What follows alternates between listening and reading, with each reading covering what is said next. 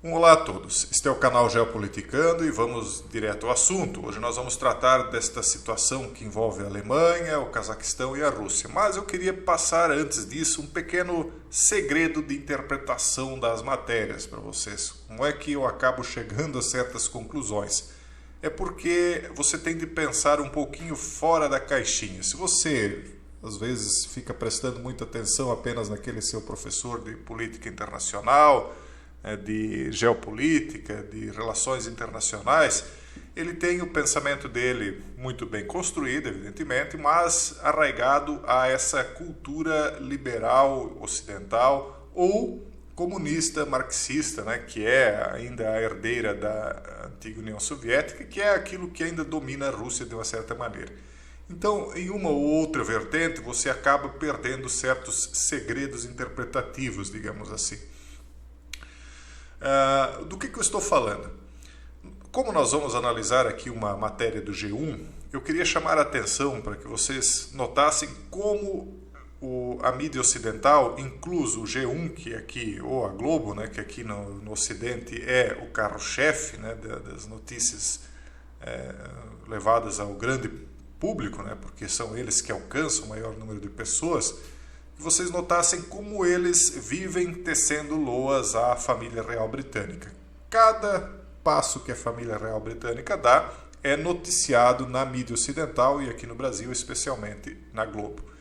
Por que isso acontece? Segundo a minha visão, eu não estou falando isso baseado em provas, mas em uma interpretação muito pessoal, a família real britânica, por ser aquela que efetivamente conduz as políticas do mundo londrino, né, e o mundo londrino é a sede do sistema financeiro internacional, ela acaba sendo, lá por trás dos panos, aquela que dirige também a mídia globalista e ocidental, que é aquela que nós estamos analisando mais frequentemente aqui nesse canal.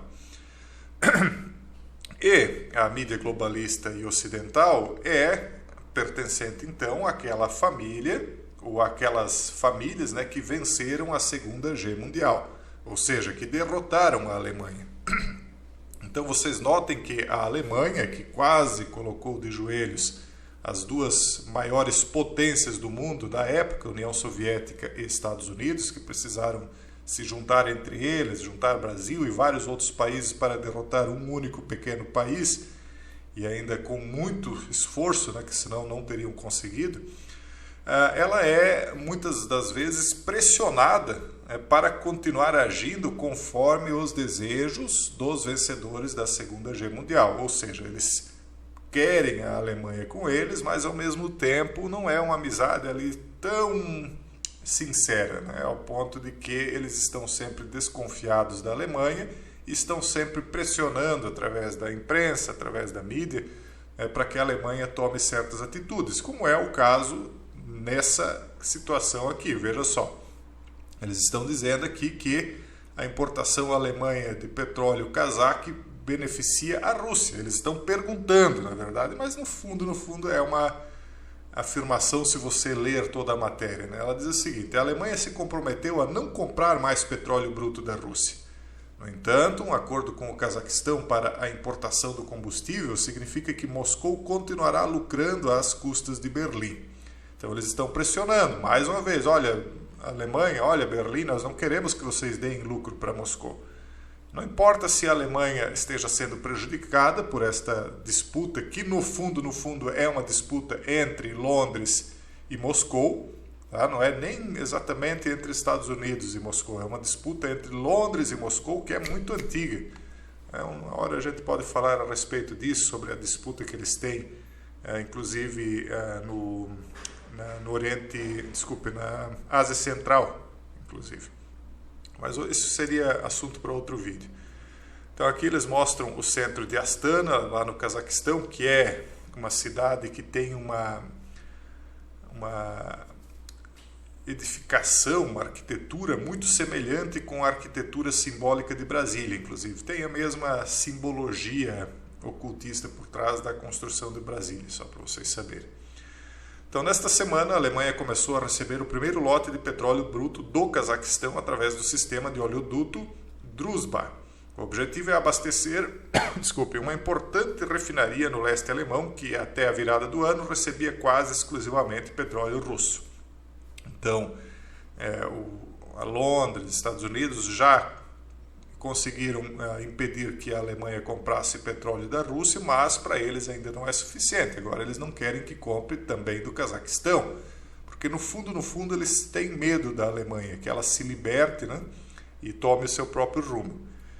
O embarque de 20 mil toneladas, ou cerca de 145 mil barris do Cazaquistão, faz parte de um plano mais amplo da Alemanha para reduzir sua dependência do petróleo russo. A maior economia da Europa parou de comprar o combustível da Rússia este ano, mesmo com o petróleo bruto do oleoduto permanecendo isento de um embargo da União Europeia motivado pela invasão da Ucrânia. A União Europeia proibiu desde dezembro de 2022 a importação do petróleo bruto russo por via marítima e a de produtos petrolíferos refinados desde 5 de fevereiro. Mas há uma isenção temporária para o petróleo bruto russo transportado por oleodutos. O inverno chegou, né? E ele não está sendo tão rigoroso e nem está causando tantos danos quanto se pintava, né? Que parecia que seria uma catástrofe. Eu não sei se vocês lembram, inclusive saíram capas de revistas mostrando a Chapeuzinho Vermelho perdida numa floresta de oleodutos e o lobo mau era a Rússia, né? Então, num cenário gélido, né, de inverno.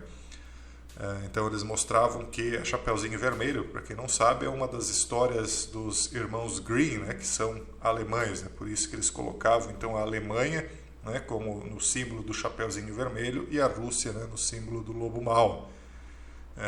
Então o inverno veio e não causou tanto prejuízo assim para os países do norte da Europa, que estavam então relativamente preparados para o frio, né. Eles conseguiram acelerar e fazer os preparativos para passar por isso. O Cazaquistão então pretende transportar, já que é permitido por oleoduto, 1,2 milhão de toneladas de petróleo bruto para a Alemanha este ano. A operadora estatal de oleodutos do país, Kaztrans-Oil, já recebeu o aval de sua contraparte russa, a Transneft, para entregar 300 mil toneladas neste trimestre através do oleoduto Druzhba, que se estende por muitos quilômetros na Rússia. O Cazaquistão era um dos países que estavam sob a órbita de influência da antiga União Soviética e a sede do Cazaquistão, que até então se chamava Astana, parece que agora mudou de nome, eu não lembro nem qual é o nome atual. Inclusive a gente fala sobre essa cidade, sobre a arquitetura dela, de Brasília, lá na comunidade. Ela ainda continua, inclusive foi um dos últimos territórios satélites da antiga União Soviética a se desvincular, aparentemente se desvincular da Rússia, né? Mas na prática eles continuam bastante próximos. Então essa compra que está sendo feita através do Cazaquistão, de fato, acaba proporcionando lucro para a Rússia indiretamente. Tanto é que a contraparte russa, a Transneft, não se opôs a isso. Não se opôs por quê? Porque são parceiros. Então, de uma certa maneira, a Alemanha acabou, né, pela necessidade que tem de energia, burlando essa regra, utilizando o Cazaquistão. E Londres, aparentemente, que está muito puteada com essa história. Essa matéria aqui é da Deutsche Welle. Deutsche Welle é uma espécie de Globo da Alemanha, né? Todos eles acabam tendo a mesma linha, né? Vocês entendem como é que funciona a mídia no Ocidente aqui, né? Por que a Alemanha compra petróleo do Cazaquistão? Eles explicam aqui, né? Esse petróleo do Cazaquistão segue para a refinaria alemã PCK na cidade de Schwedt, localizada a 120 quilômetros a nordeste de Berlim, que até este ano era abastecida com petróleo russo. A refinaria fornece 90% do combustível da capital alemã e está em uma situação complicada desde que o país decidiu voluntariamente interromper as importações de petróleo canalizado da Rússia.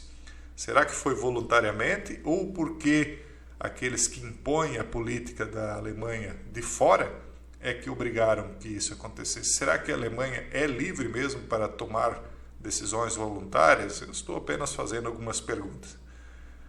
E tem gente que teme que, de fato, um dia isso volte a acontecer na prática, né?